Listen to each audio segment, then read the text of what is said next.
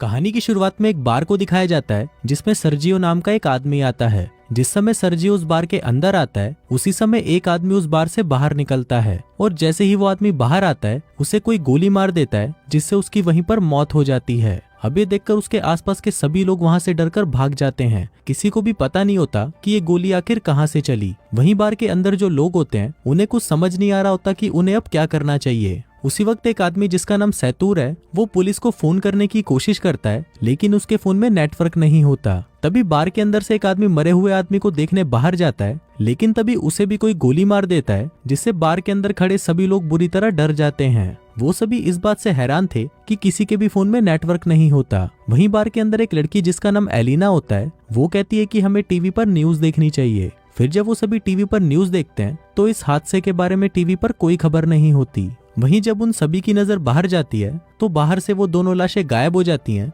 और साथ मूवी के चाहने वालों, हम आपके लिए लेकर आए हैं एक धमाका ऑफर। नेटफ्लिक्स और अमेजोन पर भारी भरकम छूट आपके सामने अभी प्लान लिखे हुए हैं। अगर आपको हमारे प्लान चाहिए तो दिए गए व्हाट्सएप नंबर पर कांटेक्ट करें। नेटफ्लिक्स और अमेजोन जैसे किसी भी प्लेटफॉर्म के लिए संपर्क करें। उनके खून के निशान वहां से मिट जाते हैं। उन सभी को कुछ समझ नहीं आ रहा होता कि यहाँ पर क्या हो रहा है। तभी सैतूर कहता है कि कोई तो है जो चाहता है कि हम यहाँ से कभी बाहर ना निकलें। तभी सर्जियो कहता है कि हो सकता है कि हम में से कोई एक किलर हो या ये भी हो सकता है कि हम में से कोई एक आतंकवादी हो जिसके पास कोई बॉम्ब हो और पुलिस उसे मारना चाहती हो। अब उसकी ये बात सुनकर एक आदमी जिसका नाम नाचो है वो पैर से अपने बैग को छुपा देता है लेकिन सर्जियो उसे ऐसा करते हुए देख लेता है और सभी को बता देता है। तभी नाचो के बैग को ले लिया जाता है और जब उसके बैग को खोला जाता है तो उसमें कुछ कपड़े और एक हार्ड डिस्क मिलती है। तभी नाचो कहता है कि यहाँ पर ऐसी कोई चीज नहीं है जिससे किसी को भी नुकसान हो। वो कहता है कि मैं एक एड कंपनी में काम करता हूँ और इस हार्ड डिस्क में मेरे काम की फाइल्स हैं। तभी एलिना उसकी हार्ड डिस्क को तोड़ देती है लेकिन उसके अंदर कुछ नहीं होता। अब नाचो को इससे बहुत दुख होता है लेकिन तभी वो देखता है कि सामने काउंटर पर एक ब्रीफ केस रखा होता है। वो सबसे पूछता है कि ये ब्रीफ केस किसका है। तभी सर्जियो कहता है कि ये ब्रीफ केस मेरा है और इससे पहले कि वो उस ब्रीफ केस को उठाता उस बार की ओनर एम्पारो वो ब्रीफ केस उठा लेती है। सर्जियो एम्पारो को ब्रीफ केस खोलने से मना करता है लेकिन तभी एक आदमी जिसका नाम इजराइल होता है वो उस ब्रीफ केस को खोल देता है और उसके अंदर से औरतों के कुछ कपड़े निकलते हैं। अब इससे पहले कि कोई कुछ समझ पाता तभी उनको बाथरूम में से कुछ आवाज आती है। फिर जब ये लोग बाथरूम का दरवाजा खोलने की कोशिश करते हैं तो दरवाजा अंदर से लॉक्ड होता है। अब ये लोग किसी न किसी तरह से दरवाजे को खोलकर बाथरूम में जाते हैं और देखते हैं कि वहां पर एक मोटा सा आदमी लेटा हुआ है जो कि बेहोश है। हमें दिखाया जाता है कि कहानी की शुरुआत में ये आदमी खांसते खांसते बाथरूम के अंदर आया था और तभी से ये यहीं पर बेहोश पड़ा है। इस आदमी के पास एक इंजेक्शन भी पड़ा होता है और एलिना उस इंजेक्शन को उठा लेती है। तभी इन लोगों को बाहर से गाड़ियों की आवाज आती है। फिर जैसे ही ये लोग बार के गेट के पास जाते हैं ये देखते हैं कि उस गाड़ी में से कुछ आर्मी ऑफिसर्स निकलते हैं जिनके चेहरे गैस मास्क से ढके हुए हैं। फिर वो आर्मी ऑफिसर्स वहां पर बहुत सारे टायर्स रखते हैं और उन टायर्स को जलाकर वहां से चले जाते हैं। उधर सभी को लग रहा था कि ये उनकी मदद करने आए हैं लेकिन वो उनकी कोई भी मदद नहीं करते। तभी टीवी पर न्यूज दिखाई जाती है कि सिटी के एक बड़े से हिस्से में आग लगी है और इसीलिए उस जगह को सील कर दिया गया है और उस तरफ अब कोई नहीं जा सकता। वहीं बार में फंसे लोगों को कुछ समझ नहीं आ रहा था कि सरकार सभी से झूठ क्यों बोल रही है। तभी वो आदमी जो बाथरूम के अंदर बेहोश था वो उन सभी के सामने आ जाता है। उसकी बॉडी पूरी तरह से फूल जाती है और उसकी आंखें भी बहुत डरावनी हो जाती हैं, जिसके बाद वो वहीं पर गिरकर मर जाता है। लेकिन मरने से पहले वो सभी को कहता है कि मुझे हाथ मत लगाना। फिर वो सभी लोग उस आदमी का फोन उठाते हैं और देखते हैं कि ये आदमी एक आर्मी ऑफिसर था। इसके फोन में कुछ फोटोज होती हैं जिनमें लोगों ने किसी वायरस से बचने वाले सूट पहने होते हैं। अब बार के अंदर सभी लोग समझ जाते हैं कि पूरे इलाके को क्वारंटीन कर दिया गया है और ये जो आदमी मर गया है वो इन्फेक्टेड था, इसलिए अब हो सकता है कि यहाँ पर और भी लोग इन्फेक्टेड हो गए होंगे। वहीं हम नाचो को देखते हैं जो किसी तरह से अपने फोन में सिग्नल लाने की कोशिश करता है और जब वो एक टेबल पर चढ़कर फोन को ऊपर उठाता है तो उसके मोबाइल में नेटवर्क आ जाता है। वो ये बात सबको बताता है लेकिन तभी नाचो से ये कहा जाता है कि तुम जल्दी से किसी मीडिया वाले को कॉल करके सब कुछ बता दो। लेकिन तभी सैतूर भी फोन पर बात करने के लिए टेबल पर चढ़ जाता है जिस वजह से वो टेबल टूट जाती है। फिर एक आदमी जिसका नाम एंड्रियास होता है वो नाचो से फोन मांगता है लेकिन तभी एम्पारो उसे रोक देती है और कहती है कि इस फोन को मत छूना क्योंकि ये फोन उस इन्फेक्टेड आदमी का था और अगर तुमने इस फोन को छू लिया तो तुम भी इन्फेक्टेड हो जाओगे। अब सर्जियो और एंड्रियास उसकी इस बात से सहमत हो जाते हैं जिसका मतलब अब वहां जिसने भी उस आदमी या उसके फोन को छू लिया है वो सब इन्फेक्टेड हैं और ऐसा करने वाले ये 5 लोग हैं। तभी एंड्रियास उन्हें अपनी बंदूक से धमकाता है और उन्हें कहा जाता है कि इस आदमी की डेड बॉडी को नीचे तहखाने में बने स्टोर रूम में लेकर जाओ। अब इन सभी को मजबूरन उनकी बात माननी पड़ती है, जिसके बाद वो पांचों डेड बॉडी को लेकर नीचे तहखाने में चले जाते हैं। जिसके बाद अब ऊपर सिर्फ 3 ही लोग बचे थे।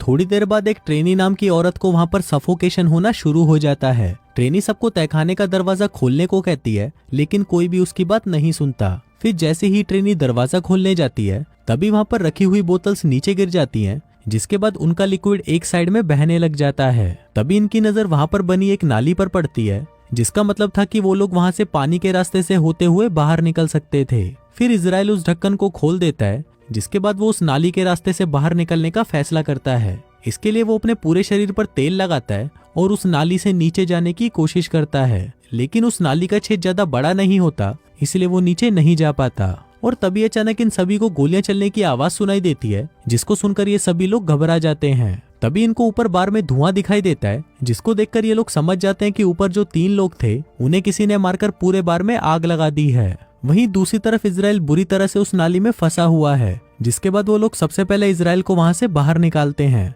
कुछ घंटों बाद आग पूरी तरह बुझ जाती है और वो लोग ऊपर आने का फैसला करते हैं। फिर ऊपर बार में आने के बाद वो देखते हैं कि अब वो जगह पूरी तरह जलकर राख हो चुकी है। नाचो को वहां पर एक गन मिल जाती है, जिसको वो चुपचाप उठा लेता है। तभी ये लोग देखते हैं कि बाहर कुछ लोग इस जगह को पूरी तरह से सील कर रहे होते हैं। अब ये चुपचाप उन लोगों को देखते रहते हैं, क्योंकि अगर उनको पता चला कि ये पांचों जिंदा है तो उन्हें भी मार दिया जाएगा। लेकिन तभी वहां पर मोबाइल बजना शुरू हो जाता है और ये मोबाइल उसी मोटे आदमी का होता है जिसकी कुछ देर पहले मौत हो गई थी। तभी एलिना उसका फोन उठा लेती है और उसकी व्हाट्सएप चैट पढ़ना शुरू कर देती है, जिसमें एक आदमी उस मोटे आदमी से पूछता है कि क्या वैक्सीन लगाने के बाद तुम्हारी तबीयत में सुधार है। इस पर उस आदमी ने जवाब दिया होता है कि नहीं, मेरी तबीयत बहुत खराब है और मैं इस बार के वॉशरूम में छुपा हुआ हूँ और तुम मेरे पास आने की कोशिश मत करना। अब एलिना इस आदमी की पुरानी चैट्स पढ़ती है, जिसमें इस मोटे आदमी ने लिखा हुआ होता है कि मेरे पास अभी 4 और बची हैं। अब ये लोग समझ जाते हैं कि इसके पास जो इंजेक्शन है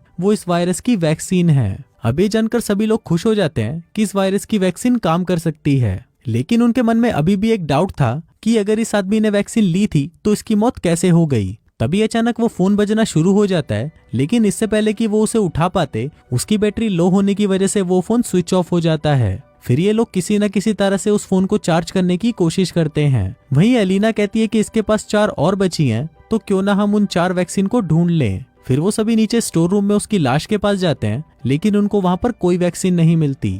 इसके बाद फिर ये वॉशरूम में जाते हैं, जहां पर पहले से ही इजराइल वैक्सीन के साथ बैठा हुआ होता है। फिर इजराइल किसी एक से अपना बलिदान मांगता है, क्योंकि वो लोग 5 थे लेकिन वैक्सीन सिर्फ 4 थी। इसलिए सबसे पहले इजराइल एक वैक्सीन निकालकर उसे अपने आप को इंजेक्ट कर लेता है, लेकिन तभी नाचो उस पर बंदूक तान देता है, लेकिन इजराइल फिर भी वैक्सीन अपने शरीर में लगा लेता है। जिसके बाद नाचो और इजराइल की आपस में हाथापाई शुरू हो जाती है। इजराइल नाचो पर हावी हो जाता है और उसकी गन को छीन लेता है।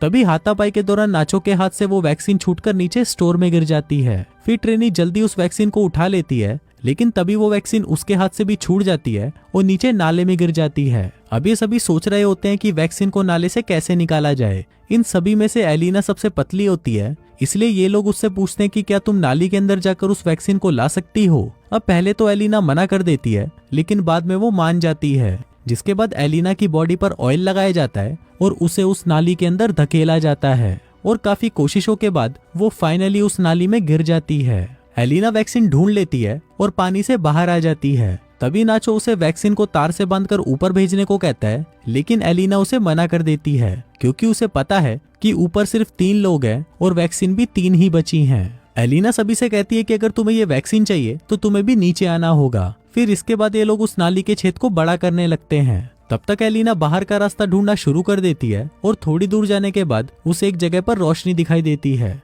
सबसे पहले वो इंजेक्शन को वहां पर बने एक गड्ढे में छुपा देती है, जिसके बाद वो सीढ़ियों से ऊपर जाकर देखती है कि वहां पर बहुत सारी पुलिस फोर्स है, जो कि बार में मरे हुए उनके 3 साथियों को जला रही है। तभी यहाँ से सीन शिफ्ट होता है और हमें दिखाया जाता है कि बाकी के 4 लोग जो ऊपर स्टोर रूम में थे वो सब भी किसी न किसी तरह से नीचे आ जाते हैं। तभी इजराइल और नाचो के बीच में फिर से लड़ाई होना शुरू हो जाती है और इस बार नाचो उससे बंदूक छीनकर उसे वहीं मार डालता है। अब नाचो के पास गन होती है तो सभी लोग उससे डर रहे होते हैं। तभी नाचो सैतूर को अपने गन पॉइंट पे ले लेता है और एलिना को वो सारी वैक्सीन देने को कहता है। नाचो उसको कहता है कि हमारे पास 3 वैक्सीन है और इसको मारने के बाद हम तीनों बच सकते हैं। फिर एलिना इन सभी को बाहर की ओर ले जाती है जहाँ पर उसने वैक्सीन छुपा कर रखी थी। फिर धीरे धीरे ये लोग आगे बढ़ते रहते हैं। नाचो और एलिना आगे चलते हैं और सैतूर और ट्रेनी इनके पीछे चलते हैं। तभी अचानक ट्रेनी सैतूर को पानी में डुबाकर मारने की कोशिश करती है, लेकिन नाचो ट्रेनी को ऐसा करने से मना कर देता है। पर ट्रेनी नाचो से कहती है कि तुम मुझे मार दो और वो वैक्सीन आपस में बांट लो। फिर नाचो ट्रेनी पर बंदूक तान देता है, लेकिन वो उसे मार नहीं पाता। जिसके बाद ट्रेनी नाचो से उसकी गन ले लेती है और कुछ दूर जाकर खुद को मार देती है। अब सिर्फ 3 लोग बचे थे और इंजेक्शन भी इनके पास 3 ही थे, इसलिए वो सभी एक एक इंजेक्शन ले लेते हैं। लेकिन इससे पहले कि ये लोग उस इंजेक्शन को लगा पाते, तभी वहाँ पर इजराइल आ जाता है जो अभी भी जिंदा था। तभी इजराइल सैतूर पर पीछे से हमला करके उसे जान से मार देता है। फिर इजराइल को गुस्सा आ जाता है और वो नाचो और एलिना की जान के पीछे पड़ जाता है। तभी नाचो और एलिना को सामने सीढ़ियां दिखाई देती हैं। वो दोनों सीढ़ियों की ओर आगे बढ़ते हैं, लेकिन तभी एलिना के पास जो इंजेक्शन होता है वो उसके हाथ से छूटकर नाले में गिर जाता है। अब क्योंकि इजराइल भी उनके साथ सीढ़ियों पर चढ़ रहा था तो वो वापस नीचे नहीं जा सकते थे। फिर नाचो जल्दी से अपना इंजेक्शन एलिना को दे देता है। तभी इजराइल नाचो का पैर पकड़कर उसे नीचे खींच लेता है, जिससे उन दोनों की नीचे गिरकर मौत हो जाती है। अब एलिना के पास जो वैक्सीन है उसे वो अपने शरीर में लगा लेती है और ऊपर सिविर का ढक्कन खोलकर उससे बाहर निकल जाती है। बाहर निकलते ही वो देखती है कि वहाँ पर बहुत सारे लोग हैं और सरकार ने आगे के इलाके को पूरी तरह से सील किया हुआ है। तभी वहाँ पर एक औरत आती है और उसके शरीर पर अपना जैकेट डाल देती है। अब एलिना को बिल्कुल भी होश नहीं था कि वो कहाँ जा रही है और वो उन भीड़ के साथ आगे बढ़ने लगती है। और इसी के साथ ही ये कहानी यहीं खत्म हो जाती है।